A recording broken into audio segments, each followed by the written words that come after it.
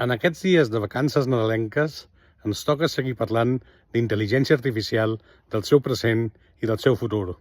En aquest cas, de com imbrica la intel·ligència artificial amb la conducció autònoma i en com, en aquest any 2025 en el que ara entrem i en els següents, ens tocarà prendre decisions de com funcionen els cotxes autònoms en les decisions que prenen.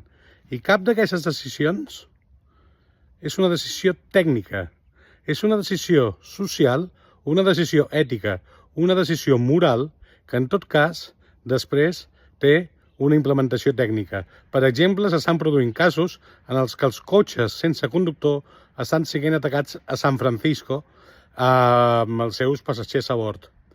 Què fem davant d'un atac d'un vehicle? El cotxe té dret a autodefensar-se i a defensar el seu usuari o no? Tot això ho haurem d'anar veient en aquests següents anys.